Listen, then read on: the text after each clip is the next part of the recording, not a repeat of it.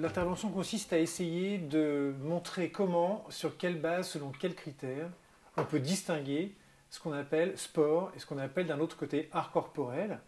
qui sont à la fois liés et déliés dans ce qu'on appelle les APSA, activités physiques, sportives et artistiques. Et en quelque sorte, j'interroge ce « et »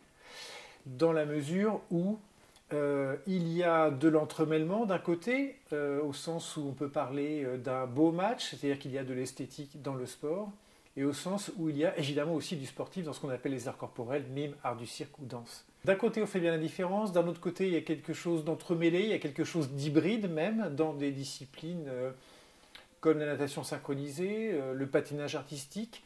des choses qui mêlent vraiment les deux dimensions. Et j'essaye donc de décliner, après avoir montré les points communs, puisqu'il ne s'agit ni d'opposer ni d'hiérarchiser,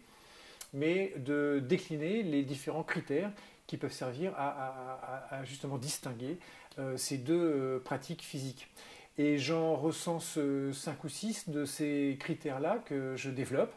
D'abord, il y a des critères principaux qui tiennent à la dimension de la compétition. Compétition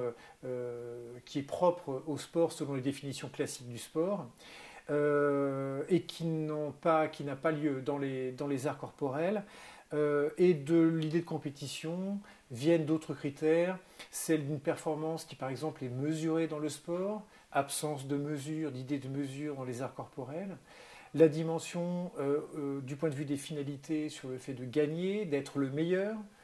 dans le sport, ce qui n'a pas lieu d'être même si on cherche à être meilleur toujours dans les arts corporels, qui concerne le bon, pourrait-on dire, qui concerne le sport, l'efficacité dans le sport, par rapport au beau, qui concerne les arts corporels, mais aussi toute la dimension d'invention et de création, du coup, qu'on peut réfléchir au niveau de ces deux pratiques-là. Invention et création, il en existe dans le sport, mais qui ont un statut très très différent dans les arts corporels.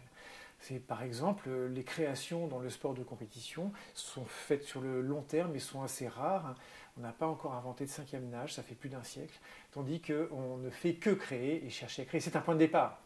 dans les arts corporels. Et enfin, précisément, la dimension du spectacle, c'est-à-dire du rapport au public. Le spectacle, le rapport au public qui est inessentiel, je pense, dans le sport, qui pourrait à la limite avoir lieu, même la compétition, en se passant du public, mais qui est absolument essentiel et recherché dans les arts corporels, c'est-à-dire que les mimes ou les acrobates, etc., leurs activités ont sens devant un public, pour un public, et ils en récoltent des applaudissements, tandis que dans les sports de compétition, on recueille plutôt des trophées, des classements, c'est tout autre chose que pour les arts corporels. Rien n'empêche que des arts corporels deviennent en quelque sorte des sports et entrent en compétition. Je veux dire, la danse, elle devient précisément sportive quand on en fait des compétitions.